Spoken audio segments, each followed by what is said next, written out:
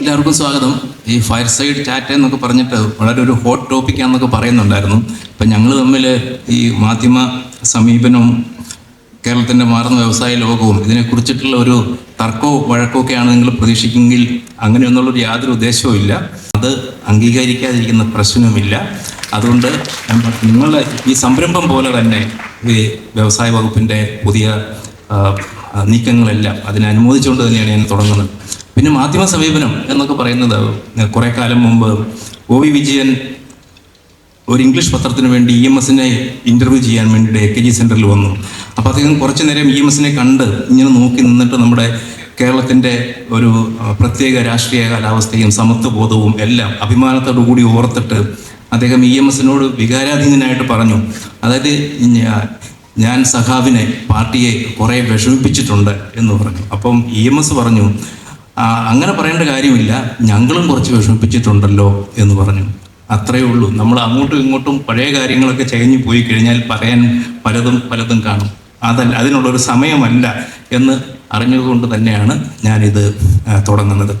മനോഹരമായ ഫർണിച്ചർ ഉണ്ടാക്കുന്ന ഒരു സ്റ്റാർട്ടപ്പാണ്. അപ്പോൾ അവർ തന്നെ പറയുന്നത് 2022 തുടങ്ങി ഇത്രയും കാലം കൊണ്ട് തന്നെ ഒരു 12,000 കിലോ പ്ലാസ്റ്റിക് വേസ്റ്റ് നമ്മുടെ പറമ്പുകളിലോ അല്ലെങ്കിൽ കടലിലോ എത്തുന്നതിന് തടയാൻ അവർക്ക് കഴിഞ്ഞു എന്നുള്ളതാണ്.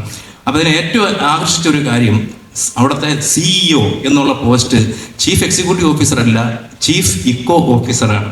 അതുപോലെ COO എന്ന് പറയുന്നത് ചീഫ് സീറോ ഓഫീസറാണ്, സീറോ വേസ്റ്റ് എന്നുള്ള ആണ്. CTO എന്ന് പറഞ്ഞാൽ ടെക്നോളജി ഓഫീസർ അല്ല, ചീഫ് ട്രാഷ് ഓഫീസറാണ്. അത് അവരുടെ സങ്കല്പം തന്നെയാണ്. അങ്ങനെ നല്ല തുടക്കങ്ങൾ ഒരുപാട് വരുന്നുണ്ടെങ്കിൽ പോലും നമ്മൾ മറ്റ് സംസ്ഥാനങ്ങളെല്ലാം വെച്ച് നോക്കുമ്പോൾ ഇപ്പോഴും സ്റ്റാർട്ടപ്പ് രംഗത്ത് കേരളത്തിലുള്ള മുടക്ക് കുറവാണ് എന്നതല്ല വാസ്തവം. അപ്പോൾ എന്തായാലും DYFI ഞാൻ ആദ്യം തന്നെ അഭിനന്ദിക്കുകയാണ്. ഇതൊരു നവീനമായ തുടക്കമാണ്. ഓരോ സംഘടനയും അതാത് കാലത്തെ മനസ്സിലാക്കി നിരന്തരം പുതുക്കാൻ കഴിയേണ്ടതുണ്ട്. അതിൽ കേരളത്തിലെ യുവജന സംഘടനകൾക്കാകെ മാതൃകയായി DYFI മാറിയിരിക്കുന്നതാണ്. ഇപ്പോൾ ബെന്യാമിനുണ്ട്, YLF വളരെ പ്രധാനപ്പെട്ടൊരു ഒന്നായി മാറി. ഇപ്പോൾ ഇതും എനിക്ക് തോന്നുന്നു മാധ്യമങ്ങളും ഇത്തരം കാര്യങ്ങൾ, ഈ ലഹരി മറ്റ് പ്രശ്നങ്ങളൊക്കെ വരുമ്പോൾ ഇങ്ങനൊരു സംഘടന കേരളത്തിലുണ്ട്, അവരിങ്ങനെയൊക്കെ ചെയ്യുന്നുണ്ട് എന്നത് പൊതുബോധത്തിലേക്ക് എത്തിക്കാൻ മാധ്യമങ്ങൾക്കും ഉത്തരവാദിത്വമുണ്ട് എന്നാണ് എനിക്ക് തോന്നുന്നത്. തലക്കെട്ടിൽ ഞാൻ ചെറിയൊരു മാറ്റം നിർദ്ദേശിക്കുന്നുണ്ട്. കുറച്ചു കാലം ഞാനും പത്രാധിപരായിരുന്നുണ്ട്. കേരളത്തിലെ മാറുന്ന വ്യവസായ ലോകവും മാറേണ്ട മാധ്യമ സമീപനവും, അങ്ങനെ ഒരു തലക്കെട്ടിൽ ഭേദഗതി ഞാൻ നിർദ്ദേശിക്കുന്നുണ്ട്. പത്രാധിപന്മാരുടെ ഒരു പ്രധാന ജോലി തലക്കെട്ട് കൂടി നോക്കലാണല്ലോ. അപ്പോൾ ജോണി പറഞ്ഞൊരു ഭാഗം വളരെ ശരിയാണ്. ഞങ്ങളും OV വിജയൻ്റെ വളരെ പ്രസക്തമായ ഒരു ഭാഗമാണ്. പക്ഷെ ഞങ്ങളെ വേദനിപ്പിച്ചാൽ കുഴപ്പമില്ല, നിങ്ങൾ കേരളത്തെ വേദനിപ്പിക്കരുത്. അതാണ് പ്രധാനം. നമ്മൾ വയ്ക്കുന്നത് രാഷ്ട്രീയമായ വിയോജിപ്പുകളാകാം, അല്ലെങ്കിൽ ഭരണ നിർവഹണത്തിലെ കുറവുകളാകാം. പക്ഷെ ഒരു നാട് ഉയരുന്നു എന്ന് പറയുമ്പോൾ ഈ നാട് മാറുന്നേ ഇല്ല എന്ന് സ്ഥാപിക്കാനേ ശ്രമിക്കാൻ പാടില്ല.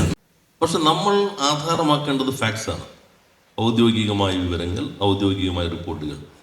ആ റിപ്പോർട്ടിൻ്റെ മെത്തഡോളജി നമുക്ക് വേണമെങ്കിൽ വ്യത്യസ്ത പറയാം, അതിൻ്റെ ഇൻഫ്ലുവൻസിൽ വരുന്ന രീതിയെ നമുക്ക് വിയോജിപ്പ് രേഖപ്പെടുത്താം.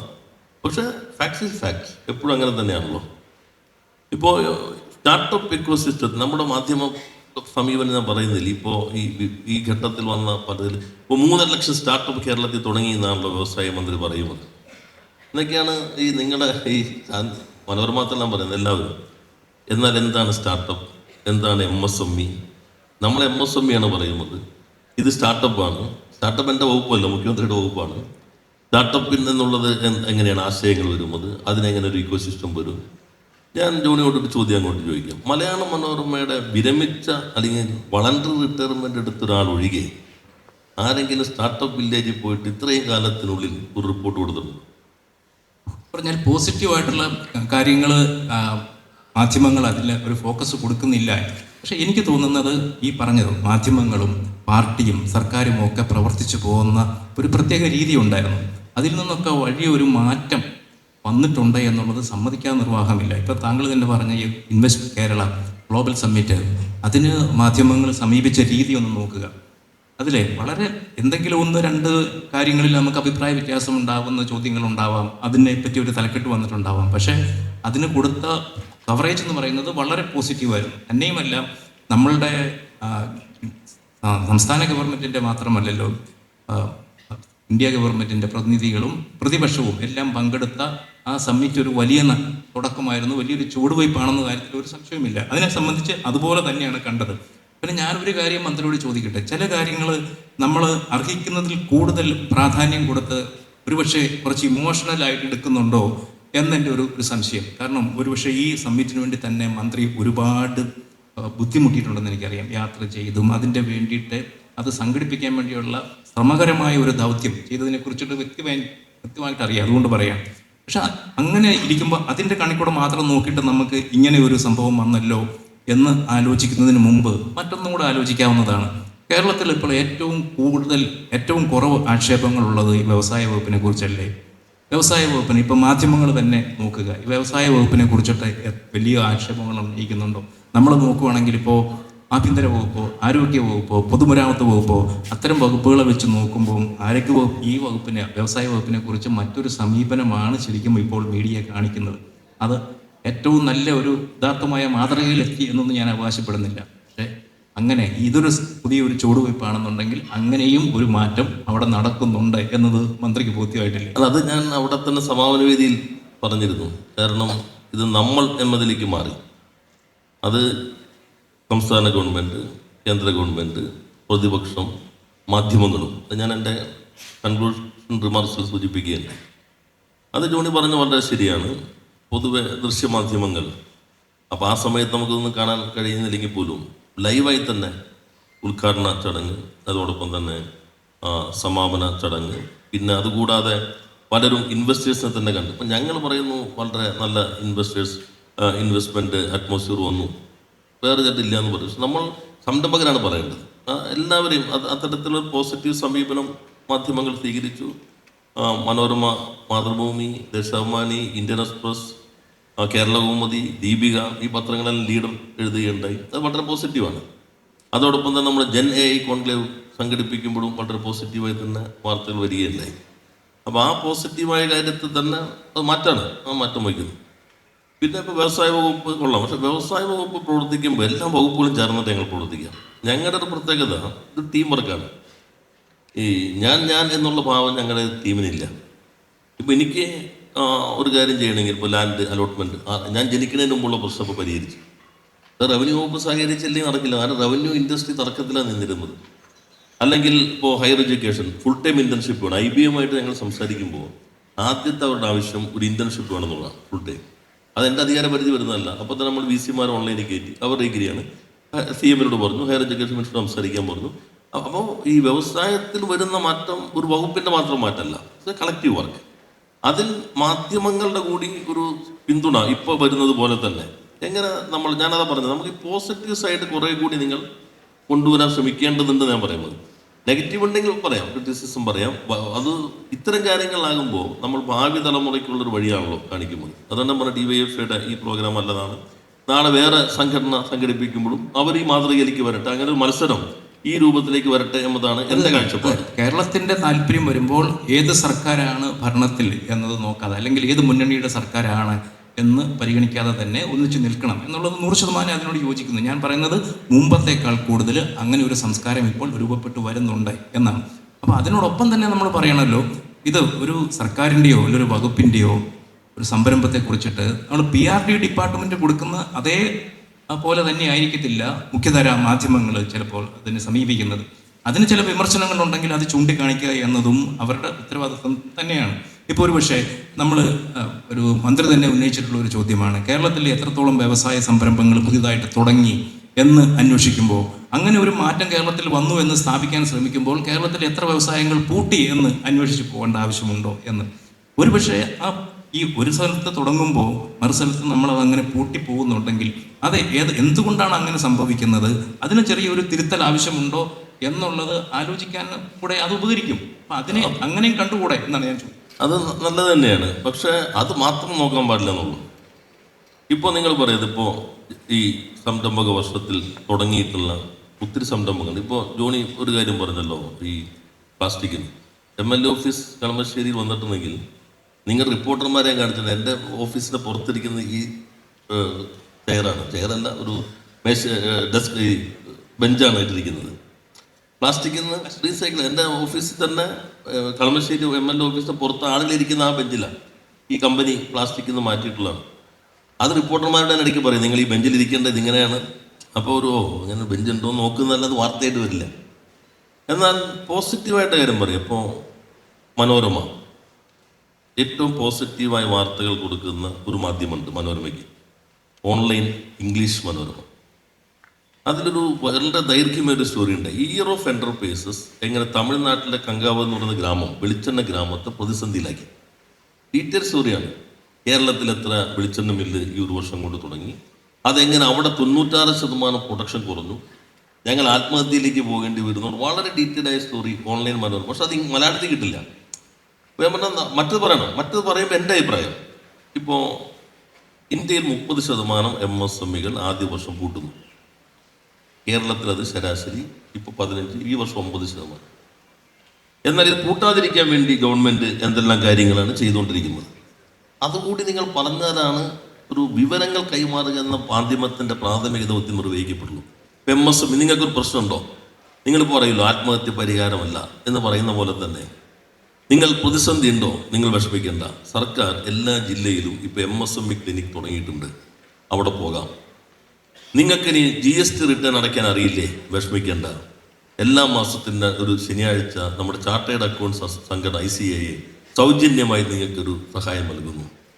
നിങ്ങളുടെ ഉൽപ്പന്നം വിൽക്കാൻ നിങ്ങൾക്ക് ബുദ്ധിമുട്ടുണ്ടോ, വിഷമിക്കേണ്ട. സർക്കാർ ഇപ്പോൾ സ്റ്റോർ വഴി പ്രാദേശികമായി വിൽക്കാം.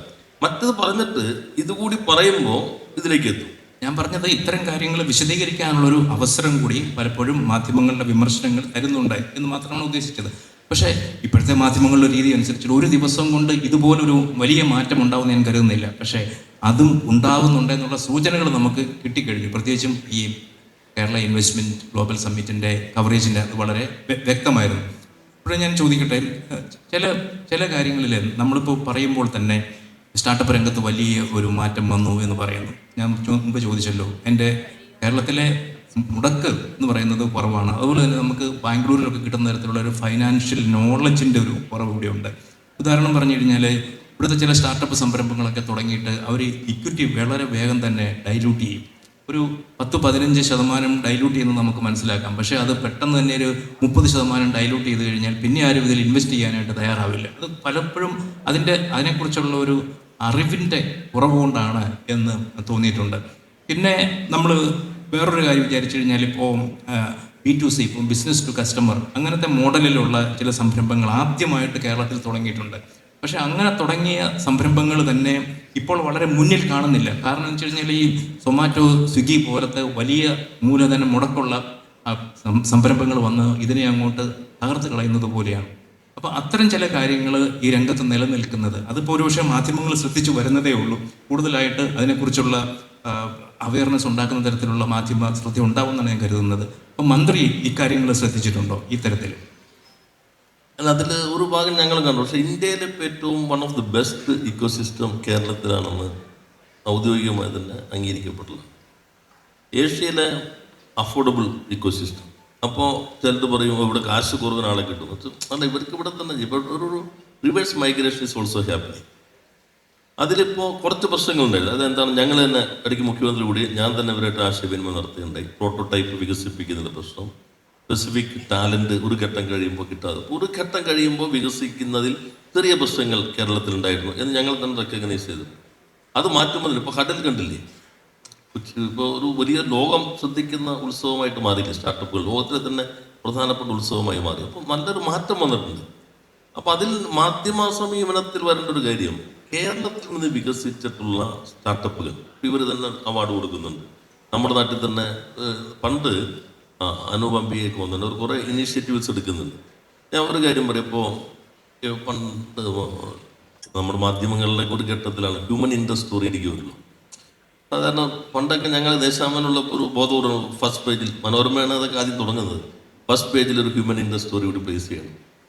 അപ്പോൾ വേണമെങ്കിൽ തോന്നാം ഈ ജോസ് ചാക്കോ പെരിയപ്പുറത്തിന് ഈ സർജിക്കൽ ബ്ലേഡ് കൊടുക്കാൻ വന്ന ഒരു ചെറുപ്പക്കാരൻ, കമ്പനിയിലെ തൊഴിലാളി, എങ്ങനെ ഒരു വലിയ സ്ഥാപനത്തിലേക്ക് എത്തി. ഞാൻ തന്നെ ഒരു കൈരളിയുടെ അവാർഡ് ദാനത്തിലാണ് അയാളുടെ അനുഭവം പറയണ കേട്ടത്. ഇപ്പോൾ വലിയൊരു സ്ഥാപനത്തിലേക്ക് എത്തിയിരിക്കുന്നു. ഇപ്പോൾ വ്യവസായ വകുപ്പ് തുടർച്ചയായി ജോണി പറഞ്ഞു അങ്ങനെ ഒരു ഓട്ടം ഇതൊക്കെ ഉണ്ടല്ലോ. ഇപ്പോൾ 24% മെഡിക്കൽ ഡിവൈസ് ഇൻഡസ്ട്രിയുടെ ടേൺ ഓവർ കേരളമാണ് നൽകുന്നതെന്ന് ഒരു മീഡിയം പുറത്തു കൊണ്ടുവന്നിരുന്നില്ല. ലോകം ഉപയോഗിക്കുന്ന ബ്ലഡ് ബാഗിൻ്റെ 12% കേരളത്തിൻ്റെയാണ്. ഇപ്പം ഇങ്ങനെയുള്ള കുറേ പ്രശ്നങ്ങളുണ്ട്. അപ്പോൾ ഞാൻ പറഞ്ഞത് ആ ഇക്കോ സിസ്റ്റം ഈ സ്റ്റാർട്ടപ്പിൽ നിന്നാണ് ഇത് പലതും വികസിച്ചേക്കുന്നത്. നമ്മൾ മെഡിക്കൽ ഡിവൈസ് എടുത്തു കഴിഞ്ഞാലും അതോടൊപ്പം തന്നെ ഈ ഇത്തരത്തിലുള്ള പുതിയ എമർജിങ് ഈ കട്ടേജ് ടെക്നോളജിയുടെ ഒക്കെ എടുത്തു കഴിഞ്ഞാലും അതിൽ വലിയൊരു മാറ്റം വന്നിട്ടുണ്ട്. നമ്മുടെ ഈ ഹ്യൂമൻ റിസോഴ്സസിൻ്റെ അതുപോലുള്ള തലങ്ങളിൽ മാറ്റം വന്നിട്ടുണ്ട്. പിന്നെ കേരളത്തിൻ്റെ ഒരു പ്രധാനപ്പെട്ട ഒന്ന് ഇപ്പോൾ നമ്മുടെ ട്രാവിസ് കലാനിക് യൂബർ, അതൊരു കൗതുക വാർത്തയായിരുന്നു. യൂബറിൻ്റെ ഒരു പ്രധാനപ്പെട്ട 2007-08 ആ പ്രോഗ്രാം കോഡ് ചെയ്യാൻ വന്നിരുന്ന സ്ഥലം എവിടെയാണ്? ജോണി പോലും ചിലപ്പോൾ ശ്രദ്ധിച്ചിട്ടുണ്ടാവില്ല. ഇല്ലല്ലോ. വർക്കല ബീച്ചിലിരുന്നിട്ടാണ് പ്രോഗ്രാം കോഡ് ചെയ്യുന്നത്. ഒരു മാസം ട്രാവിസും സംഘവും ഒരു മാസം വർക്കല ബീച്ചിൽ വന്നിരുന്നിട്ടാണ്. തിരുവനന്തപുരത്ത് നിന്ന് അദ്ദേഹം വർക്കലേക്ക് ബസ്സിലാണ് പോണേ.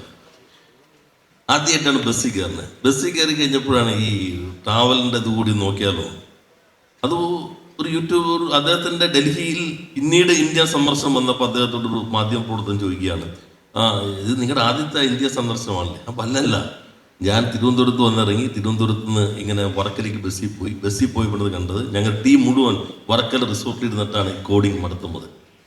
ഇത് ശരിക്കും ലോകം അറിയണ്ട. അപ്പോൾ ഞാൻ ഈ മീറ്റിലും ഞാൻ ചുമതല എടുത്തതിന് ശേഷം ഡൽഹി ഇന്ത്യൻ എക്സ്പ്രസ്സിൽ കൊടുത്ത ഫുൾ പേജ് അഭിമുഖത്തിലും പറഞ്ഞൊരു കോൺസെപ്റ്റ് ഉണ്ട്, വർക്ക് ഫ്രം കേരള.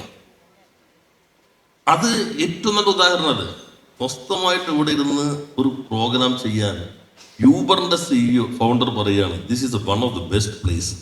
അപ്പൊ അതൊരു കൗതുക വാർത്തയായിട്ട് പോലും നമ്മൾ വരുന്നില്ല, മാറ്റം വരുന്നുണ്ട്. അപ്പൊ അത്തരം കാര്യങ്ങൾ കൂടി വരുമ്പോൾ സ്റ്റാർട്ടപ്പ് ഇക്കോസിസ്റ്റവും കുറെ കൂടി നമുക്ക് മെച്ചപ്പെടുന്നത്. വെഡിങ് ഡെസ്റ്റിനേഷനായിട്ട് കേരളത്തെ ഉയർത്തി കാണിക്കുന്നത് പോലെ തന്നെ ഇവിടെ വന്നിരുന്ന് സ്വസ്ഥമായിട്ട് ചിന്തിച്ച് ആശയങ്ങൾ കണ്ടെത്തുക എന്നുള്ള ആ ആശയം വിൽക്കുക എന്നുള്ളതാണ് മന്ത്രി ഉദ്ദേശിക്കുന്നത്. അപ്പം ഞാൻ ഒരു കാര്യം വീണ്ടും വ്യക്തമാക്കട്ടെ. ഇപ്പം ഞങ്ങളെ സംബന്ധിച്ചിടത്തോളം ഒരു മാധ്യമം എന്ന് പറയുന്നത് അതൊരു വ്യവസായമാണ്.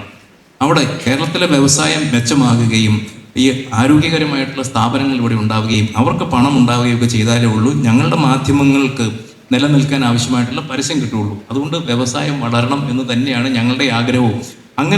അങ്ങനെ പറയുമ്പം പിന്നെ മാറി നിന്നിട്ട് പരസ്യദാതാക്കളുടെ തീരുമാനമനുസരിച്ച് അവർ ഡിക്റ്റേറ്റ് ചെയ്യുന്നത് പോലെയാണ് ഞങ്ങൾ വ്യവസായം നടത്തുന്നതെന്നും ദേശാഭിമാനിയുടെ ചുമതല വഹിച്ചിരുന്ന മന്ത്രി പറയരുത്. അത്രമാത്രമേ ഞാൻ പറയുന്നുള്ളൂ. ഒരു കാര്യം കൂടെ ഞാൻ പറയട്ടെ. ഇപ്പം നമ്മൾ ഇതിനെക്കുറിച്ചൊക്കെ ചർച്ച ചെയ്യുമ്പോൾ പ്രതിപക്ഷ നേതാവ് അവിടെ പറഞ്ഞ ഒരു കാര്യമുണ്ട്, ഞങ്ങൾ ഒരു ഹർത്താലും നടത്തുന്നില്ല. ഇപ്പോൾ ഞങ്ങൾ ഭരണത്തിൽ വരികയാണെന്നുണ്ടെങ്കിൽ നിങ്ങളുടെ സമീപനം അങ്ങനെ ആയിരിക്കും എന്ന് പറയാൻ കഴിയുമോ എന്ന്. അത് ഈ DYFIക്കാരെല്ലാവരും കൂടി ഇരിക്കുന്നത് കൊണ്ട് ഞാനത് പ്രത്യേകം എടുത്ത് ചോദിക്കുകയാണ്. ഇവരാണ് അതിൻ്റെ മുന്നിൽ നിൽക്കുന്നത്. അങ്ങനെ ഒരു വലിയ മാറ്റമുണ്ടെങ്കിൽ അങ്ങനെ ഒരു മാറ്റം നമുക്കും വന്നിട്ടുണ്ടെന്ന് മന്ത്രി പറയണം. ഞാൻ നേരത്തെ പറഞ്ഞല്ലേ, സൗമ്യമായി ചോദിച്ച ജോണി നമ്മുടെ അപകടത്തിലേക്ക് കൊണ്ടുപോകാൻ നേരത്തെ സൂചിപ്പിച്ചില്ല. ഒരു പ്രതീതി എന്താണെന്ന് വെച്ചാൽ ഇപ്പോൾ യഥാർത്ഥത്തിൽ ഞാൻ പറഞ്ഞ ഐക്യം പൂർണ്ണമായി വന്നതെന്ന് വെച്ചിട്ടുണ്ടെങ്കിൽ നേരത്തെ ഇപ്പം ഞാൻ VSൻ്റെ പ്രസംഗം നോക്കാം. ജിമ്മിൽ ഇത് പൊതുബോധം എന്താ VS പങ്കെടുത്തിട്ടില്ല എന്നാണ്. VSൻ്റെ അന്നത്തെ പ്രസംഗം, I was clear that the kind of consensus he was talking about was different from the one that the opposition offered him.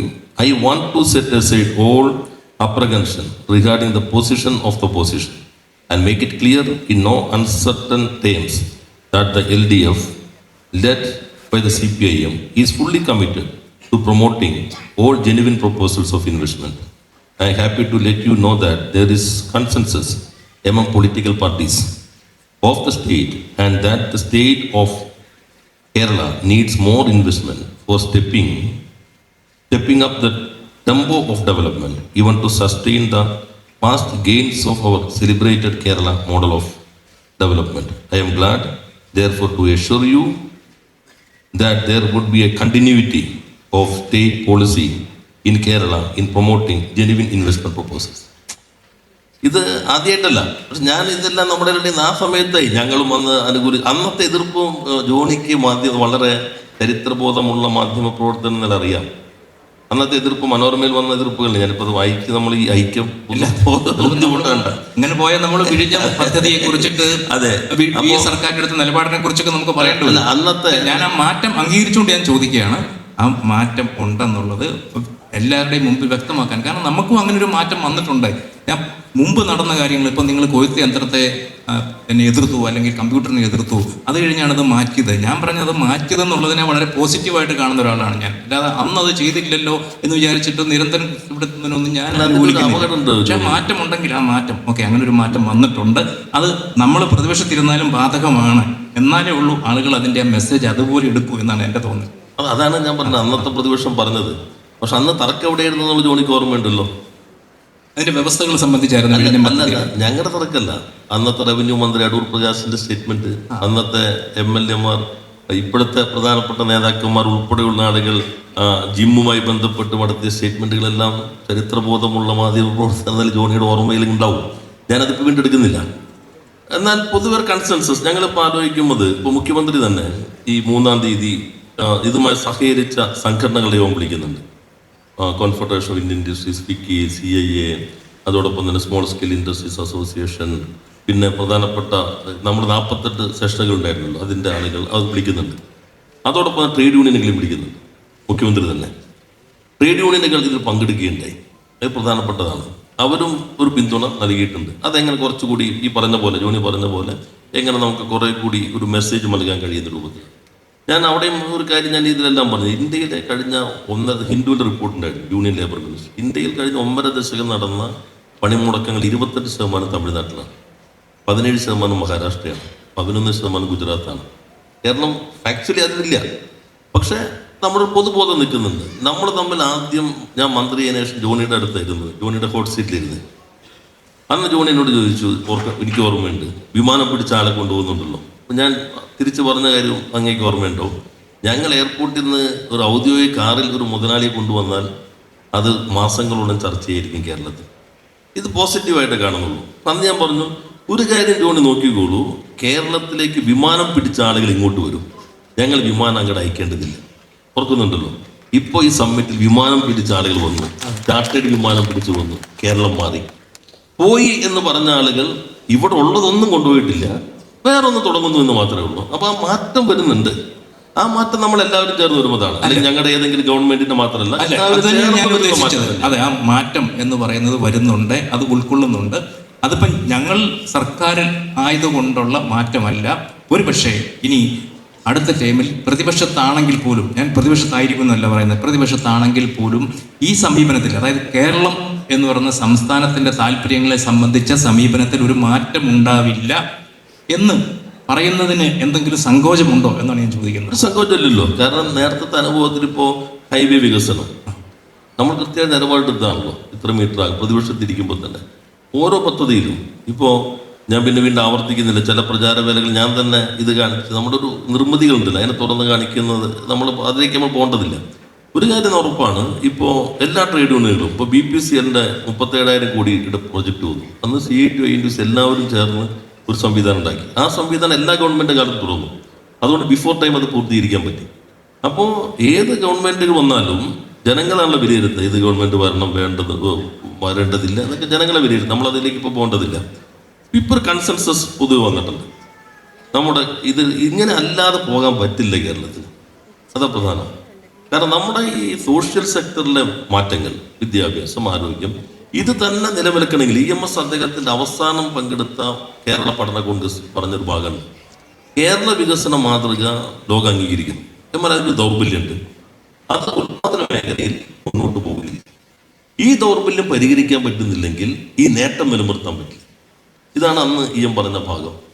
കഴിഞ്ഞ 2016 മുതലുള്ള ഗവൺമെന്റ് തുടർച്ച ഈ നേട്ടം ശക്തി ദൃഢീകരിക്കാനും മെച്ചപ്പെടുത്താനും ഒപ്പം ഈ കുറവ് പരിഹരിക്കാനും.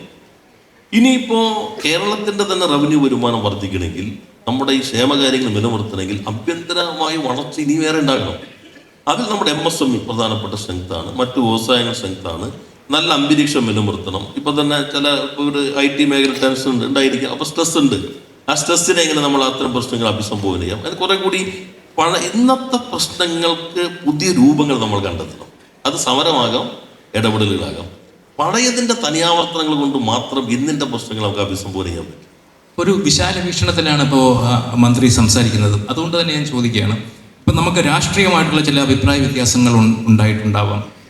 പക്ഷെ അതിനൊക്കെ മാറ്റി വെച്ചുകൊണ്ട് കേരളത്തിൻ്റെ താല്പര്യങ്ങൾക്ക് വേണ്ടി ഒന്നിക്കണം എന്ന് നമ്മൾ സംസാരിക്കുമ്പോൾ, ഇപ്പോൾ ഇറ്റെക്സ് ഗാർമെൻസിൻ്റെ സാബു ജേക്കബിനെ പോലെ ഒരാളെ ഈ പറഞ്ഞ ഇൻവെസ്റ്റ് കേരള സമ്മിറ്റിലേക്ക് വിളിച്ചിരുന്നില്ലെങ്കിൽ എന്തുകൊണ്ട് എന്നൊരു ചോദ്യം പ്രസക്തമാകുന്നുണ്ട്. അതിലിപ്പോൾ അദ്ദേഹത്തിൻ്റെ സഹോദരൻ ഞങ്ങളുടെ ഇതിന് പ്രിപ്പറേറ്ററി മീറ്റിംഗ് തന്നെ വന്നിരുന്നു, ആ ഗ്രൂപ്പിൻ്റെ ആളായിട്ട് തന്നെ വന്നിരുന്നു. അതെ. പിന്നെ നമ്മൾ വീട്ടിൽ ഒരു കല്യാണം നടത്തണമെന്നില്ല, ധോണിയുടെ വീട്ടിൽ കല്യാണം.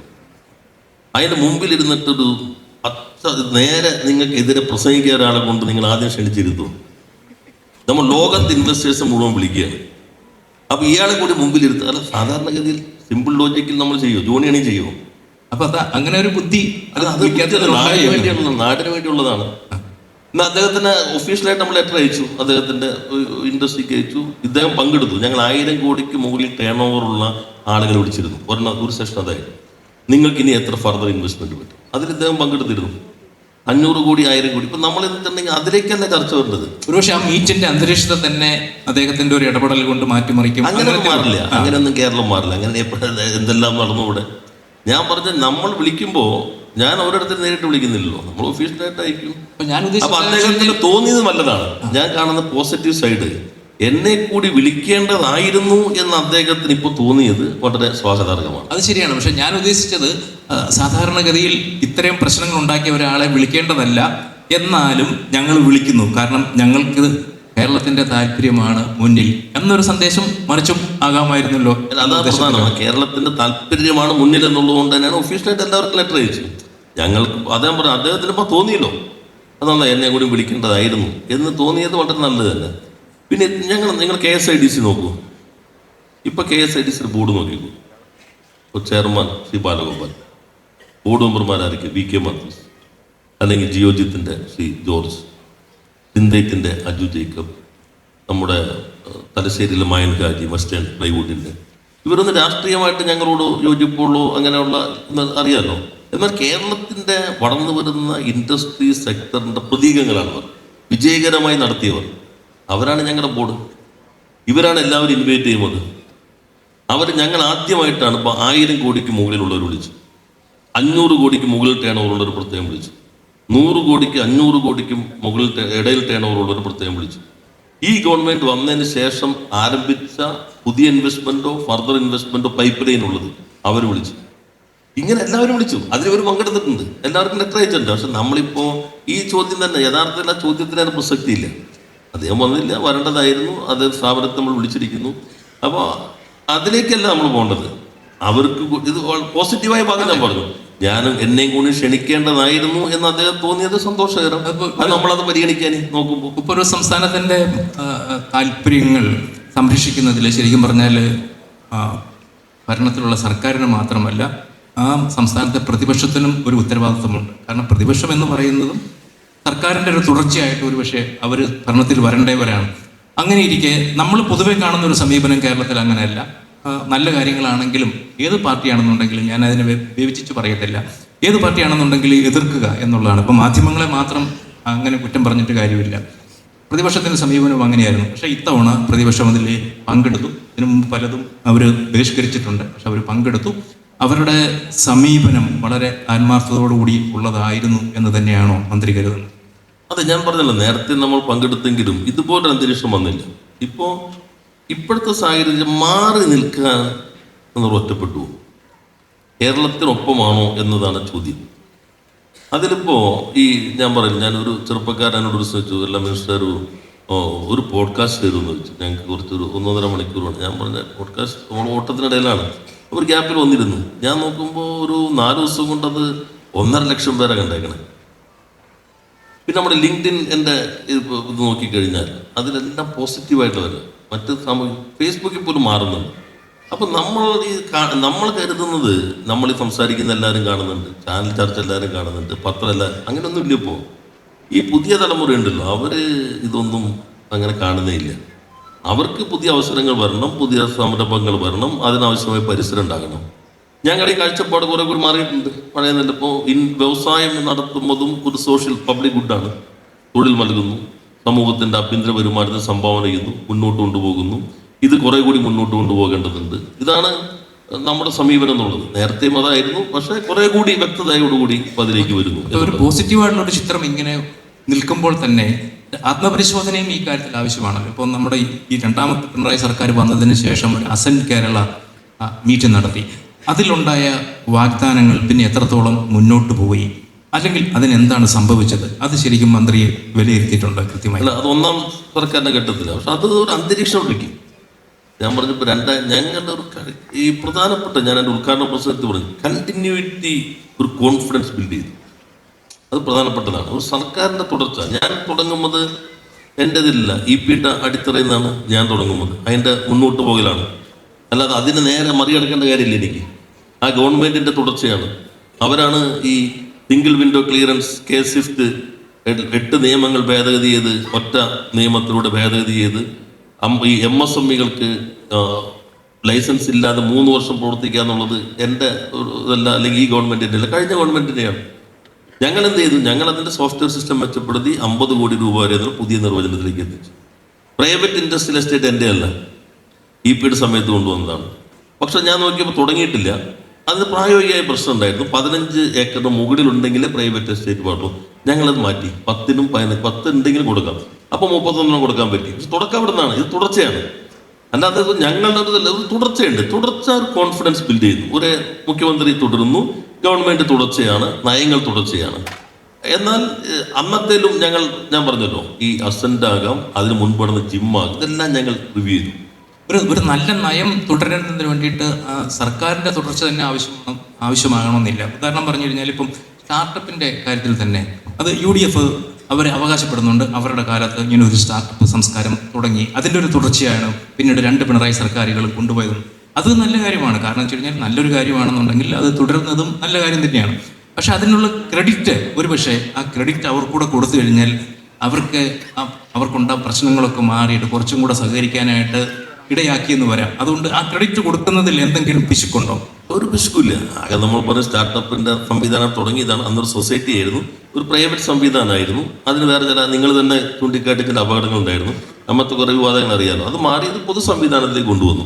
ഞാൻ നിയമസഭയിൽ പ്രസംഗിക്കുമ്പോഴും പുറത്ത് ഈ സംരംഭക പറയുമ്പോഴും ഈ എടുത്തു കാണിക്കുന്ന ഇൻഡസ്ട്രീസ്, ഒരു സ്റ്റേറ്റിന് ആവശ്യമില്ല ഇത്രയും ഇൻഡസ്ട്രി ഇവിടെ ഉണ്ടെന്ന് മന്ത്രി തന്നെ പറയേണ്ടത്. ഞാൻ പറയാം, ഇത് ഞങ്ങളുടെ മാത്രം സംഭാവനയല്ല, ഇത് കേരളത്തിലുള്ളതാണ്. പക്ഷെ നമ്മളെല്ലാവരും ചേർന്ന് പറഞ്ഞുണ്ടാക്കിയത് കേരളത്തിൽ പെട്ടിക്കടിയും ബാർബർ ഷോപ്പും ബീവറേജും മാത്രമേ ഉള്ളൂ. ഇത് നിങ്ങളും ഞങ്ങളുടെയും സംഭാവനയുണ്ട്. ഏറ്റക്കുറച്ചിലുണ്ടാകാം.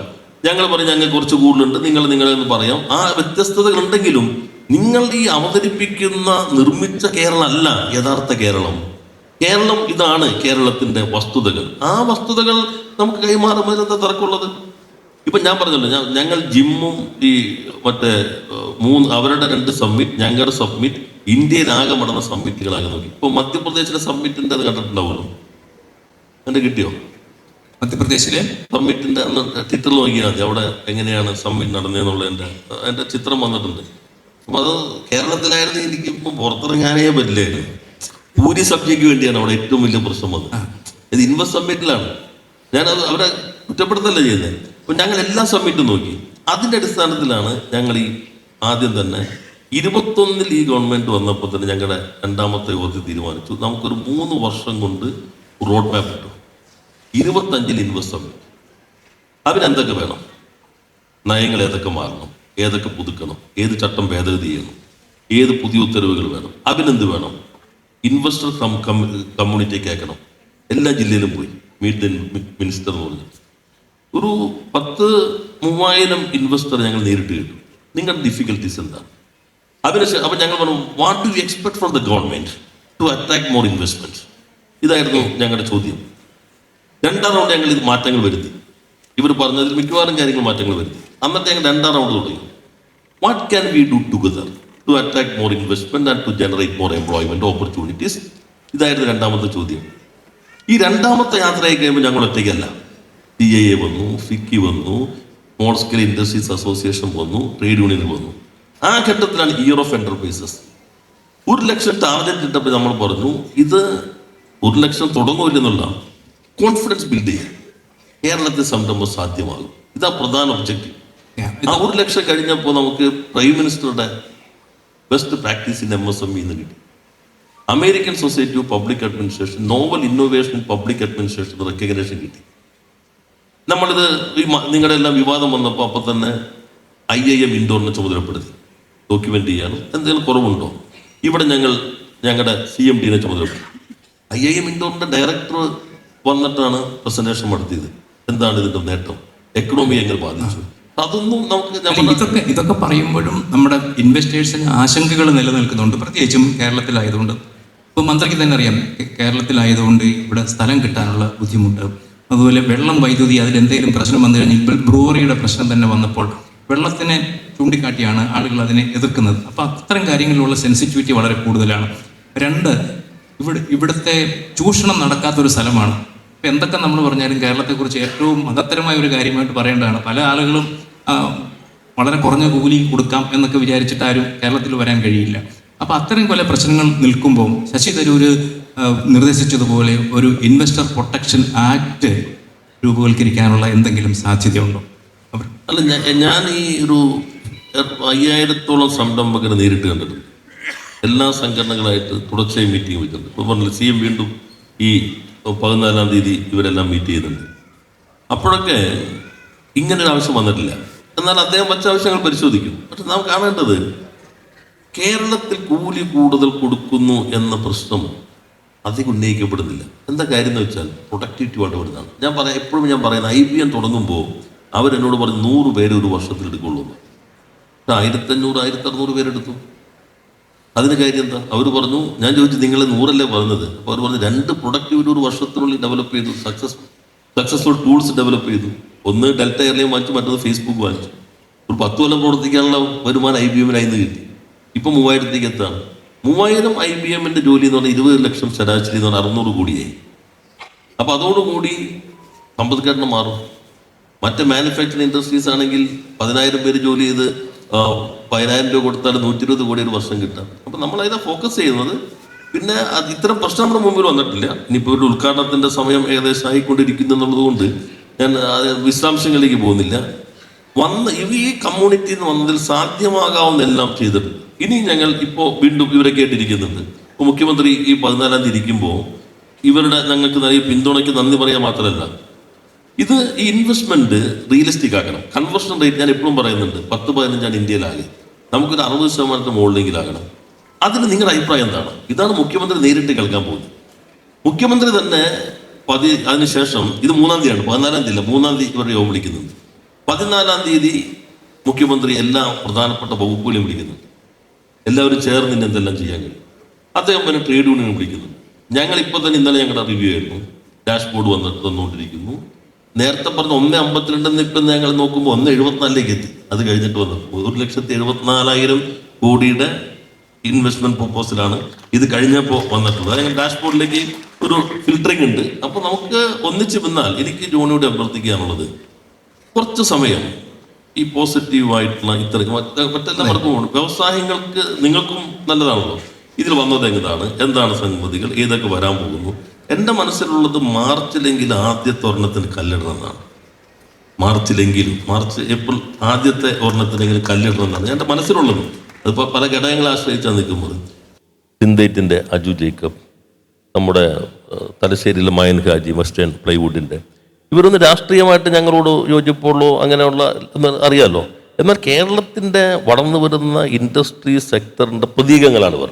വിജയകരമായി നടത്തിയവർ അവരാണ് ഞങ്ങളുടെ ബോർഡ്. ഇവരാണ് എല്ലാവരും ഇൻവൈറ്റ് ചെയ്യുന്നത്. ഞങ്ങൾ ആദ്യമായിട്ടാണ് ഇപ്പോൾ 1000 കോടിക്ക് മുകളിലുള്ളവർ വിളിച്ചു, 500 കോടിക്ക് മുകളിൽ ടേൺ ഓവറുള്ളവർ പ്രത്യേകം വിളിച്ചു, 100 കോടിക്ക് 500 കോടിക്കും മുകളിൽ ഇടയിൽ ടേൺ ഓവറുള്ളവർ പ്രത്യേകം വിളിച്ചു. ഈ ഗവൺമെൻറ് വന്നതിന് ശേഷം ആരംഭിച്ച പുതിയ ഇൻവെസ്റ്റ്മെൻറ്റോ ഫർദർ ഇൻവെസ്റ്റ്മെൻറ്റോ പൈപ്പ് ലൈൻ ഉള്ളത് അവർ വിളിച്ചു.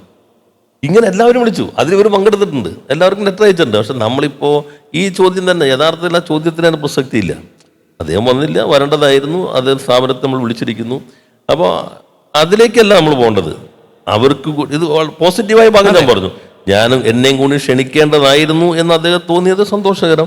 അത് നമ്മളത് പരിഗണിക്കാനേ നോക്കുമ്പോൾ ഇപ്പോൾ ഒരു സംസ്ഥാനത്തിൻ്റെ താല്പര്യങ്ങൾ സംരക്ഷിക്കുന്നതിൽ ശരിക്കും പറഞ്ഞാൽ ഭരണത്തിലുള്ള സർക്കാരിന് മാത്രമല്ല ആ സംസ്ഥാനത്തെ പ്രതിപക്ഷത്തിനും ഒരു ഉത്തരവാദിത്വമുണ്ട്. കാരണം പ്രതിപക്ഷം എന്ന് പറയുന്നതും സർക്കാരിൻ്റെ ഒരു തുടർച്ചയായിട്ട് ഒരു പക്ഷേ അവർ ഭരണത്തിൽ വരേണ്ടവരാണ്.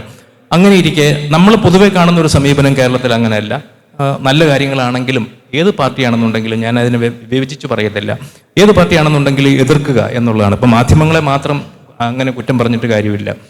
പ്രതിപക്ഷത്തിൻ്റെ സമീപനവും അങ്ങനെയായിരുന്നു. പക്ഷേ ഇത്തവണ പ്രതിപക്ഷം അതിൽ പങ്കെടുത്തു. ഇതിനു മുമ്പ് പലതും അവർ ബഹിഷ്കരിച്ചിട്ടുണ്ട്, പക്ഷെ അവർ പങ്കെടുത്തു.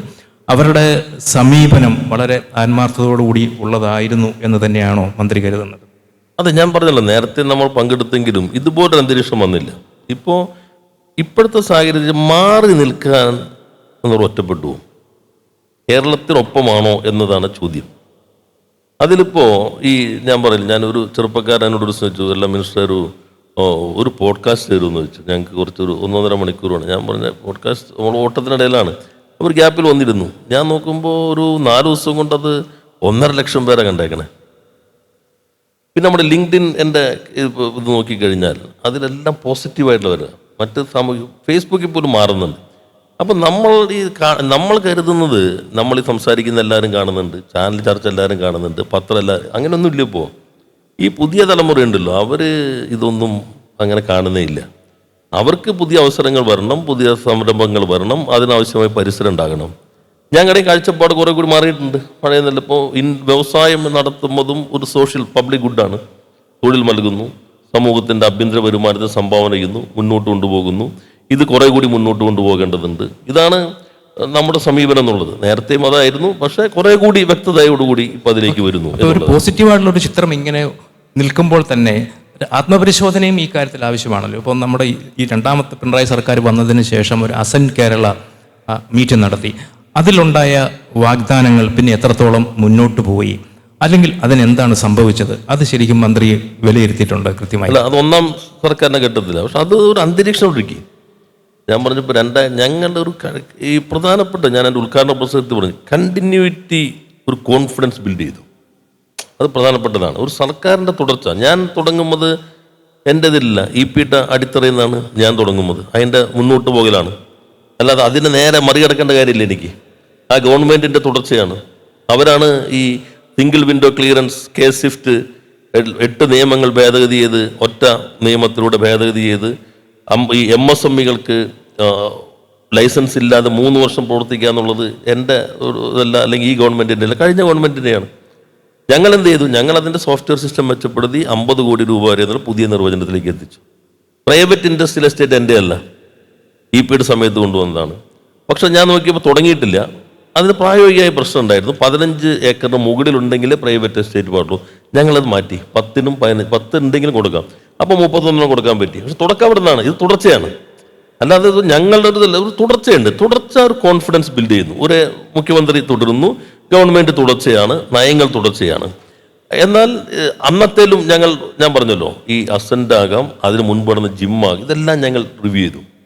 ഒരു നല്ല നയം തുടരുന്നതിന് വേണ്ടിയിട്ട് സർക്കാരിൻ്റെ തുടർച്ച തന്നെ ആവശ്യമാകണമെന്നില്ല. ഉദാഹരണം പറഞ്ഞു കഴിഞ്ഞാൽ ഇപ്പം സ്റ്റാർട്ടപ്പിൻ്റെ കാര്യത്തിൽ തന്നെ അത് UDF അവർ അവകാശപ്പെടുന്നുണ്ട്. അവരുടെ കാലത്ത് ഇങ്ങനെ ഒരു സ്റ്റാർട്ടപ്പ് സംസ്കാരം തുടങ്ങി, അതിൻ്റെ ഒരു തുടർച്ചയാണ് പിന്നീട് 2 പിണറായി സർക്കാരുകളും കൊണ്ടുപോയതെന്ന്. അത് നല്ല കാര്യമാണ്. കാരണം വെച്ച് കഴിഞ്ഞാൽ നല്ലൊരു കാര്യമാണെന്നുണ്ടെങ്കിൽ അത് തുടരുന്നതും നല്ല കാര്യം തന്നെയാണ്. പക്ഷെ അതിനുള്ള ക്രെഡിറ്റ്, ഒരുപക്ഷെ ആ ക്രെഡിറ്റ് അവർക്കൂടെ കൊടുത്തു കഴിഞ്ഞാൽ അവർക്കുണ്ട പ്രശ്നങ്ങളൊക്കെ മാറിയിട്ട് കുറച്ചും കൂടെ സഹകരിക്കാനായിട്ട് ഇടയാക്കിയെന്ന് വരാം. അതുകൊണ്ട് ആ ക്രെഡിറ്റ് കൊടുക്കുന്നതിൽ എന്തെങ്കിലും പിശുക്കുണ്ടോ? ഒരു പിശുക്കില്ല. ആകെ നമ്മൾ പറഞ്ഞ സ്റ്റാർട്ടപ്പിൻ്റെ സംവിധാനം തുടങ്ങിയതാണ്. അന്നൊരു സൊസൈറ്റി ആയിരുന്നു, ഒരു പ്രൈവറ്റ് സംവിധാനമായിരുന്നു. അതിന് വേറെ നിങ്ങൾ തന്നെ ചൂണ്ടിക്കാട്ടി ചില അപകടങ്ങളുണ്ടായിരുന്നു. അന്നത്തെ കുറേ വിവാദങ്ങൾ അറിയാമല്ലോ. അത് മാറിയത് പൊതു സംവിധാനത്തിലേക്ക് കൊണ്ടുവന്നു. ഞാൻ നിയമസഭയിൽ പ്രസംഗിക്കുമ്പോഴും പുറത്ത് ഈ സംരംഭക ഇത് പറയുമ്പോഴും ഈ എടുത്തു കാണിക്കുന്ന ഇൻഡസ്ട്രീസ്, ഒരു സ്റ്റേറ്റിന് ആവശ്യമില്ല ഇത്രയും ഇൻഡസ്ട്രി ഇവിടെ ഉണ്ടെന്ന് മന്ത്രി തന്നെ പറയേണ്ടത്. ഞാൻ പറയാം, ഇത് ഞങ്ങളുടെ മാത്രം സംഭാവനയല്ല, ഇത് കേരളത്തിലുള്ളതാണ്. പക്ഷെ നമ്മളെല്ലാവരും ചേർന്ന് പറഞ്ഞുണ്ടാക്കിയത് കേരളത്തിൽ പെട്ടിക്കടിയും ബാർബർ ഷോപ്പും ബീവറേജും മാത്രമേ ഉള്ളൂ. ഇത് നിങ്ങളും ഞങ്ങളുടെയും സംഭാവനയുണ്ട്. ഏറ്റക്കുറച്ചിലുണ്ടാകാം. ഞങ്ങൾ പറയും ഞങ്ങൾക്ക് കുറച്ച് കൂടുതലുണ്ട്, നിങ്ങളെന്ന് പറയാം. ആ വ്യത്യസ്തതകളുണ്ടെങ്കിലും നിങ്ങൾ ഈ അവതരിപ്പിക്കുന്ന നിർമ്മിച്ച കേരളം അല്ല യഥാർത്ഥ കേരളം. കേരളം ഇതാണ് കേരളത്തിന്റെ വസ്തുതകൾ. ആ വസ്തുതകൾ നമുക്ക് കൈമാറുന്നതിൽ എന്താ തർക്കമുള്ളത്? ഇപ്പം ഞാൻ പറഞ്ഞല്ലോ, ഞങ്ങൾ ജിമ്മും ഈ മറ്റേ അവരുടെ 2 സബ്മിറ്റ്, ഞങ്ങളുടെ സബ്മിറ്റ്, ഇന്ത്യയിലാകെ നടന്ന സബ്മിറ്റുകളാകെ നോക്കി. ഇപ്പോൾ മധ്യപ്രദേശിലെ സബ്മിറ്റിൻ്റെ അത് കണ്ടിട്ടുണ്ടാവുമല്ലോ, എൻ്റെ കിട്ടിയോ? മധ്യപ്രദേശിലെ സബ്മിറ്റിൻ്റെ ഒന്ന് ട്വിറ്ററിൽ നോക്കിയാൽ മതി, അവിടെ എങ്ങനെയാണ് സബ്മിറ്റ് നടന്നതെന്നുള്ളതിൻ്റെ അതിൻ്റെ ചിത്രം വന്നിട്ടുണ്ട്. അപ്പോൾ അത് കേരളത്തിലായിരുന്നു എനിക്കിപ്പം പുറത്തിറങ്ങാനേ പറ്റില്ലായിരുന്നു. പൂരി സബ്ജിക്ക് വേണ്ടിയാണ് അവിടെ ഏറ്റവും വലിയ പ്രശ്നം വന്നത്. ഇത് ഇൻവെസ്റ്റ് സബ്മിറ്റിലാണ്. ഞാനത് അവരെ കുറ്റപ്പെടുത്തല്ല ചെയ്യുന്നത്. അപ്പോൾ ഞങ്ങൾ എല്ലാ സബ്മിറ്റും നോക്കി. അതിൻ്റെ അടിസ്ഥാനത്തിലാണ് ഞങ്ങൾ ഈ ആദ്യം തന്നെ 21 ഈ ഗവൺമെൻറ് വന്നപ്പോൾ തന്നെ ഞങ്ങളുടെ 2ാമത്തെ യോഗത്തിൽ തീരുമാനിച്ചു, നമുക്കൊരു 3 വർഷം കൊണ്ട് റോഡ് മാപ്പ് ഇട്ടു. 25 ഇൻവെസ്റ്റ് സബ്മിറ്റ്. അതിനെന്തൊക്കെ വേണം, നയങ്ങൾ ഏതൊക്കെ മാറണം, ഏതൊക്കെ പുതുക്കണം, ഏത് ചട്ടം ഭേദഗതി ചെയ്യണം, ഏത് പുതിയ ഉത്തരവുകൾ വേണം, അതിനെന്ത് വേണം, ഇൻവെസ്റ്റർ കമ്മ്യൂണിറ്റി കേൾക്കണം. എല്ലാ ജില്ലയിലും പോയി മീറ്റ് ദ മിനിസ്റ്റർ എന്ന് പറഞ്ഞിട്ട് ഒരു 10,000-3000 ഇൻവെസ്റ്റർ ഞങ്ങൾ നേരിട്ട് കേട്ടു. നിങ്ങളുടെ ഡിഫിക്കൽട്ടീസ് എന്താണ്? അതിനുശേഷം അപ്പം ഞങ്ങൾ പറഞ്ഞു, what do you expect from the government to attract more investment? ഇതായിരുന്നു ഞങ്ങളുടെ ചോദ്യം. 2ാം റൗണ്ട് ഞങ്ങൾ ഇത് മാറ്റങ്ങൾ വരുത്തി. ഇവർ പറഞ്ഞതിൽ മിക്കവാറും കാര്യങ്ങൾ മാറ്റങ്ങൾ വരുത്തി. എന്നിട്ട് ഞങ്ങൾ 2ാം റൗണ്ട് തുടങ്ങി. What can we do together to attract more investment and to generate more employment opportunities? ഇതായിരുന്നു 2ാമത്തെ ചോദ്യം. ഈ 2ാമത്തെ യാത്രയായി കഴിയുമ്പോൾ ഞങ്ങൾ ഒറ്റയ്ക്കല്ല. CIA വന്നു, FICCI വന്നു, സ്മോൾ സ്കെയിൽ ഇൻഡസ്ട്രീസ് അസോസിയേഷൻ വന്നു, ട്രേഡ് യൂണിയനുകൾ വന്നു. ആ ഘട്ടത്തിലാണ് year of enterprises. 1 lakh target ഇട്ടപ്പോൾ നമ്മൾ പറഞ്ഞു, ഇത് 1 ലക്ഷം തുടങ്ങുമില്ലെന്നുള്ള കോൺഫിഡൻസ് ബിൽഡ് ചെയ്യാം, കേരളത്തിൽ സംരംഭം സാധ്യമാകും. ഇതാ പ്രധാന ഒബ്ജക്റ്റീവ്. ആ 1 ലക്ഷം കഴിഞ്ഞപ്പോൾ നമുക്ക് പ്രൈം മിനിസ്റ്ററുടെ ബെസ്റ്റ് പ്രാക്ടീസ് ഇൻ MSME എന്ന് കിട്ടി. American society of public administration novel innovation in public administration recognition കിട്ടി. നമ്മളിത് ഈ നിങ്ങളുടെ എല്ലാം വിവാദം വന്നപ്പോൾ അപ്പോൾ തന്നെ IIM ഇൻഡോറിനെ ചുമതലപ്പെടുത്തി ഡോക്യുമെൻ്റ് ചെയ്യാനും. എന്തെങ്കിലും കുറവുണ്ടോ? ഇവിടെ ഞങ്ങളുടെ CMDനെ ചുമതലപ്പെടുത്തി. IIM ഇൻഡോറിൻ്റെ ഡയറക്ടർ വന്നിട്ടാണ് പ്രസന്റേഷൻ നടത്തിയത്. എന്താണ് ഇതിൻ്റെ നേട്ടം, എക്കണോമി എങ്ങനെ ബാധിച്ചു, അതൊന്നും നമുക്ക് ഇതൊക്കെ പറയുമ്പോഴും നമ്മുടെ ഇൻവെസ്റ്റേഴ്സിന് ആശങ്കകൾ നിലനിൽക്കുന്നുണ്ട്, പ്രത്യേകിച്ചും കേരളത്തിലായതുകൊണ്ട്. ഇപ്പോൾ മന്ത്രിക്ക് തന്നെ അറിയാം, കേരളത്തിലായതുകൊണ്ട് ഇവിടെ സ്ഥലം കിട്ടാനുള്ള ബുദ്ധിമുട്ട്, അതുപോലെ വെള്ളം, വൈദ്യുതി, അതിലെന്തെങ്കിലും പ്രശ്നം വന്നു കഴിഞ്ഞാൽ ഇപ്പോൾ ബ്രൂവറിയുടെ പ്രശ്നം തന്നെ വന്നപ്പോൾ വെള്ളത്തിനെ ചൂണ്ടിക്കാട്ടിയാണ് ആളുകൾ അതിനെ എതിർക്കുന്നത്. അപ്പോൾ അത്തരം കാര്യങ്ങളിലുള്ള സെൻസിറ്റിവിറ്റി വളരെ കൂടുതലാണ്. 2, ഇവിടുത്തെ ചൂഷണം നടക്കാത്തൊരു സ്ഥലമാണ്. ഇപ്പം എന്തൊക്കെ നമ്മൾ പറഞ്ഞാലും കേരളത്തെക്കുറിച്ച് ഏറ്റവും മഹത്തരമായ ഒരു കാര്യമായിട്ട് പറയേണ്ടതാണ്. പല ആളുകളും വളരെ കുറഞ്ഞ കൂലി കൊടുക്കാം എന്നൊക്കെ വിചാരിച്ചിട്ട് ആരും കേരളത്തിൽ വരാൻ കഴിയില്ല. അപ്പോൾ അത്തരം കൊല പ്രശ്നങ്ങൾ നിൽക്കുമ്പോൾ ശശി തരൂർ നിർദ്ദേശിച്ചതുപോലെ ഒരു ഇൻവെസ്റ്റർ പ്രൊട്ടക്ഷൻ ആക്ട് രൂപവൽക്കരിക്കാനുള്ള എന്തെങ്കിലും സാധ്യതയുണ്ടോ? അല്ല, ഞാൻ ഈ ഒരു 5000-ഓളം സംരംഭകരെ നേരിട്ട് കണ്ടിട്ടുണ്ട്. എല്ലാ സംഘടനകളായിട്ട് തുടർച്ചയായി മീറ്റിംഗ് വെച്ചിട്ടുണ്ട്. ഇപ്പോൾ പറഞ്ഞില്ല, CM വീണ്ടും ഈ 14-ാം തീയതി ഇവരെല്ലാം മീറ്റ് ചെയ്യുന്നുണ്ട്. അപ്പോഴൊക്കെ ഇങ്ങനൊരു ആവശ്യം വന്നിട്ടില്ല. എന്നാൽ അദ്ദേഹം മറ്റു ആവശ്യങ്ങൾ പരിശോധിക്കും. പക്ഷെ നാം കാണേണ്ടത്, കേരളത്തിൽ കൂലി കൂടുതൽ കൊടുക്കുന്നു എന്ന പ്രശ്നം അധികം ഉന്നയിക്കപ്പെടുന്നില്ല. എന്താ കാര്യം എന്ന് വെച്ചാൽ പ്രൊഡക്ടിവിറ്റി വളരെ വലുതാണ്. എപ്പോഴും ഞാൻ പറയുന്നത്, IBM തുടങ്ങുമ്പോൾ അവരെന്നോട് പറഞ്ഞ് 100 പേര് ഒരു വർഷത്തിൽ എടുക്കുള്ളൂ എന്ന്. 1500-1600 പേരെടുത്തു. അതിന് കാര്യം എന്താ? അവർ പറഞ്ഞു, ഞാൻ ചോദിച്ചു നിങ്ങളെ 100 പറഞ്ഞത്. അപ്പോൾ അവർ പറഞ്ഞു 2 പ്രൊഡക്ടിവിറ്റി ഒരു വർഷത്തിനുള്ളിൽ ഡെവലപ്പ് ചെയ്തു, സക്സസ്ഫുൾ ടൂൾസ് ഡെവലപ്പ് ചെയ്തു. ഒന്ന് ഡെൽറ്റ എയർലൈൻ വാങ്ങിച്ചു, മറ്റൊന്ന് ഫേസ്ബുക്ക് വാങ്ങിച്ചു. ഒരു 10 കൊല്ലം പ്രവർത്തിക്കാനുള്ള വരുമാനം IBM-ൽ നിന്ന് കിട്ടി. ഇപ്പം 3000-ലേക്ക് എത്താണ്. 3000 IBM-ൻ്റെ ജോലി എന്ന് പറഞ്ഞാൽ 20 ലക്ഷം ശരാശരി എന്ന് പറഞ്ഞാൽ 600 കോടിയായി. അപ്പോൾ അതോടുകൂടി സമ്പദ്ഘടന മാറും. മറ്റ് മാനുഫാക്ചറിങ് ഇൻഡസ്ട്രീസ് ആണെങ്കിൽ 10,000 പേര് ജോലി ചെയ്ത് 10,000 രൂപ കൊടുത്താൽ 120 കോടി ഒരു വർഷം കിട്ടാം. അപ്പോൾ നമ്മളതിനെ ഫോക്കസ് ചെയ്യുന്നത്. പിന്നെ ഇത്തരം പ്രശ്നം നമ്മുടെ മുമ്പിൽ വന്നിട്ടില്ല. ഇനിയിപ്പോൾ ഇവരുടെ ഉദ്ഘാടനത്തിൻ്റെ സമയം ഏകദേശം ആയിക്കൊണ്ടിരിക്കുന്നു എന്നുള്ളതുകൊണ്ട് ഞാൻ വിശദാംശങ്ങളിലേക്ക് പോകുന്നില്ല. ഈ കമ്മ്യൂണിറ്റിയിൽ നിന്ന് വന്നതിൽ സാധ്യമാകാവുന്നെല്ലാം ചെയ്തിട്ടുണ്ട്. ഇനി ഞങ്ങൾ ഇപ്പോൾ വീണ്ടും ഇവരെ കേട്ടിരിക്കുന്നുണ്ട്. ഇപ്പോൾ മുഖ്യമന്ത്രി ഈ 14-ാം തീയതി ഇരിക്കുമ്പോൾ ഇവരുടെ ഞങ്ങൾക്ക് നൽകിയ പിന്തുണയ്ക്ക് നന്ദി പറയുക മാത്രമല്ല, ഇത് ഈ ഇൻവെസ്റ്റ്മെൻറ്റ് റിയലിസ്റ്റിക് ആക്കണം. കൺവേർഷൻ റേറ്റ് ഞാൻ എപ്പോഴും പറയുന്നുണ്ട്, 10-15 ഇന്ത്യയിലാകെ. നമുക്കൊരു 60% മുകളിലെങ്കിലാകണം. അതിന് നിങ്ങളുടെ അഭിപ്രായം എന്താണ്? ഇതാണ് മുഖ്യമന്ത്രി നേരിട്ട് കേൾക്കാൻ പോകുന്നത്. മുഖ്യമന്ത്രി തന്നെ അതിനുശേഷം ഇത് 3-ാം തീയതിയാണ്, 14-ാം തീയതി അല്ല, 3-ാം തീയതി ഇവർ യോഗം വിളിക്കുന്നുണ്ട്. 14-ാം തീയതി മുഖ്യമന്ത്രി എല്ലാ പ്രധാനപ്പെട്ട വകുപ്പുകളെയും വിളിക്കുന്നുണ്ട്. എല്ലാവരും ചേർന്ന് ഇനി എന്തെല്ലാം ചെയ്യാൻ കഴിയും. അദ്ദേഹം പിന്നെ ട്രേഡ് യൂണിയൻ വിളിക്കുന്നുണ്ട്. ഞങ്ങളിപ്പോൾ തന്നെ ഇന്നലെ ഞങ്ങളുടെ റിവ്യൂ ആയിരുന്നു, ഡാഷ്ബോർഡ് വന്നിട്ട് തന്നുകൊണ്ടിരിക്കുന്നു. നേരത്തെ പറഞ്ഞ 1.52 ഇപ്പം ഞങ്ങൾ നോക്കുമ്പോൾ 1.74 എത്തി. അത് കഴിഞ്ഞിട്ട് വന്നപ്പോൾ 1,74,000 കോടിയുടെ ഇൻവെസ്റ്റ്മെൻറ്റ് പ്രൊപ്പോസലാണ് ഇത് കഴിഞ്ഞപ്പോൾ വന്നിട്ടുള്ളത്. ഞങ്ങൾ ഡാഷ്ബോർഡിലേക്ക് ഒരു ഫിൽറ്ററിംഗ് ഉണ്ട്. അപ്പോൾ നമുക്ക് ഒന്നിച്ച് നിന്നാൽ എനിക്ക് ജോണിയോട് അഭ്യർത്ഥിക്കാനുള്ളത്, കുറച്ച് സമയം ഈ പോസിറ്റീവായിട്ടുള്ള ഇത്രയും മറ്റെല്ലാവർക്കും വ്യവസായങ്ങൾക്ക് നിങ്ങൾക്കും നല്ലതാണല്ലോ, ഇതിൽ വന്നത് എന്താണ് സംഗതികൾ, ഏതൊക്കെ വരാൻ പോകുന്നു. എൻ്റെ മനസ്സിലുള്ളത് മാർച്ചിലെങ്കിലും ആദ്യത്തെ ഒരെണ്ണത്തിന് കല്ലിടണമെന്നാണ്. ഏപ്രിൽ ആദ്യത്തെ ഒരെണ്ണത്തിനെങ്കിലും കല്ലിടണമെന്നാണ് എൻ്റെ മനസ്സിലുള്ളത്. അതിപ്പോൾ പല ഘടകങ്ങളെ ആശ്രയിച്ചാണ് നിൽക്കുന്നത്. അപ്പോൾ നിങ്ങൾ അത്തരം കാര്യങ്ങൾ വയ്ക്കുക, ഈ വന്ന മാറ്റങ്ങൾ കൊണ്ടുവരിക. MSME തന്നെ മറ്റേ പറഞ്ഞോളൂ, ഇതാ ഇങ്ങനെ സംവിധാനങ്ങളുണ്ട്, ഇത്തരം കാര്യങ്ങളുണ്ട്. ഇപ്പം ഞാൻ പറയുന്നത്, പരാതി വരുമ്പോൾ നിയമം കൊണ്ട് സ്റ്റാറ്റ്യൂട്ടറി ഞാൻ പറഞ്ഞ ഗ്രീവൻസ് റീ അഡ്രസൽ മെക്കാനിസം ഉണ്ടാക്കി. ഒരു പരാതിയാണ് 3 കൊല്ലം കൊണ്ട് കിട്ടിയത്. ആർക്കും അറിയില്ല. എന്തായാലും ഈ നിക്ഷേപ വാഗ്ദാനങ്ങളായിട്ട് നിൽക്കുന്നുണ്ടോ, അതെല്ലാം സഫലമാകുന്നുണ്ടോ എന്ന് എന്തായാലും മാധ്യമങ്ങൾ എന്നുള്ള നിലയിൽ ഞങ്ങൾ നോക്കും. അതിന് യാതൊരു സംശയവുമില്ല. പക്ഷേ ഈ പറഞ്ഞ വാഗ്ദാനങ്ങൾ ഏറെയും, നമ്മളൊരു ഗ്ലോബൽ സമ്മിറ്റ് ആണ് എന്നാണ് പറഞ്ഞിരുന്നത്. പക്ഷേ ഈ വാഗ്ദാനങ്ങൾ ഏറെയും കേരളത്തിൽ നിന്നുള്ള ആളുകളുടെ ഇൻവെസ്റ്റ്മെന്റ് പ്രപ്പോസൽസ് ആണ് എന്നത് വാസ്തവമല്ലേ? അത് അങ്ങനെ തന്നെയാണ് ഉദ്ദേശിച്ചത്. കുറച്ചും കൂടെ പുറത്തുനിന്ന് വരേണ്ടിയിരുന്നില്ലേ? അല്ല, കേരളത്തിൽ നിന്നും ഇങ്ങനെ ഇൻവെസ്റ്റ് ചെയ്യാൻ ആളുകൾ ശക്തിപ്പെട്ടു എന്ന് പോസിറ്റീവായിട്ടും കാണാം. അല്ല, പോസിറ്റീവായിട്ട് അദാനിയുടെ ആണല്ലോ ഏറ്റവും വലുത് വന്നത്. പിന്നെ ഷറഫ് ഗ്രൂപ്പ് ഇപ്പോൾ ഈ മീഡിയ സെർച്ച് ചെയ്ത് നോക്കിയാൽ 6 കപ്പലാണ് ചൈനയിൽ നിന്ന് പുള്ളി ഇപ്പോൾ വാങ്ങിയേക്കണത്. അദാനിയുടേത് പക്ഷേ അദാനിയുടേത് വിഴിഞ്ഞം പോർട്ടിന്റെ നേരത്തെ തന്നെ ഉള്ളതല്ലേ 20,000. ഷറഫ് ഗ്രൂപ്പ് അവർ 5,000 കൊണ്ടുണ്ടെങ്കിൽ ഈ 6-7 കപ്പലാണ് ചൈനയിൽ നിന്ന് വാങ്ങിയേക്കുന്നത്. ഇങ്ങനെയുള്ള ഇതുണ്ട് കേരളത്തിലുണ്ട്. ഇനി കേരളത്തിൽ ഇതേപോലുള്ള ചരിത്രം നോക്കിക്കോളൂ. കേരളത്തിൻ്റെ ഇൻഡസ്ട്രിയൽ ഡെവലപ്മെൻറ്റിൻ്റെ പ്രധാന സംഭാവന കേരളത്തിലെ ഇൻവെസ്റ്റേഴ്സ് തന്നെയാണ്. അവർ കേരളത്തിൽ നിന്ന് ലോകത്തിലേക്ക് കൊടുക്കുന്നത്. അഗാപ്പെ കേരളത്തിൻ്റെ ഗ്രാമത്തിൽ നിന്ന് MNC ആയി. ഡെൻകെയർ കേരളത്തിലെ ഒരു വില്ലേജിൽ നിന്ന് ലോക ഇതായി. തെർമൽ പെൻബോൾ ഇവിടുത്തെ വില്ലേജിൽ നിന്ന് ലോകത്തിലായി.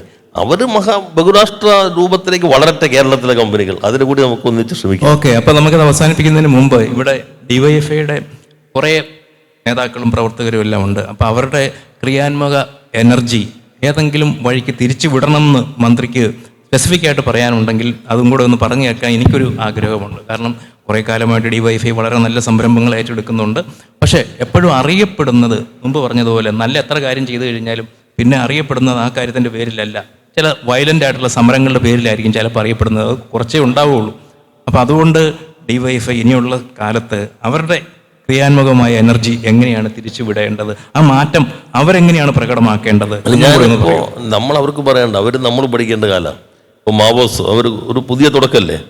ലോകത്തിലെ യുവജന സംഘടനകൾക്കുള്ള മനോഹരമായൊരു തുടക്കം DYFI നൽകിയിരിക്കുന്നു. അപ്പം ഞാൻ ഇനിയിപ്പോൾ അവരുമായി സംവദിക്കുമ്പോൾ ഈ പുതിയ തലമുറയിൽ നിന്ന് എനിക്കെന്തെങ്കിലും പഠിക്കാനുണ്ടോ മുന്നോട്ടുള്ള യാത്രയിൽ ഇവരിൽ നിന്ന്? അതുകൊണ്ട് ഞാൻ ഈ മാവോസ് കഴിഞ്ഞാൽ ഇവർ സെലക്ട് ചെയ്യുന്ന ഒരു 50 ചെറുപ്പക്കാരുമായിട്ട് ഒരു മണിക്കൂറോ ഒക്കെ ഇരുന്നൊന്ന് സംവദിക്കാം. ഇതെങ്ങനെ കേരളത്തിൽ ഈ കാര്യങ്ങൾ മുന്നോട്ട് കൊണ്ടുപോകാന്നുള്ളതിനെ കുറിച്ച് അവരുടെ അഭിപ്രായങ്ങൾ കൂടി കേൾക്കാം. എല്ലാം നന്നായി നടക്കട്ടെ. ഈ പറഞ്ഞതിനെ കുറിച്ചൊക്കെയുള്ള ഓർമ്മകൾ ഉണ്ടായിരിക്കണം. ഓർമ്മപ്പെടുത്തുക എന്നുള്ള ഉത്തരവാദിത്വമാണ് മാധ്യമങ്ങൾക്കുള്ളത്. അത് ഞങ്ങൾ ചെയ്യും.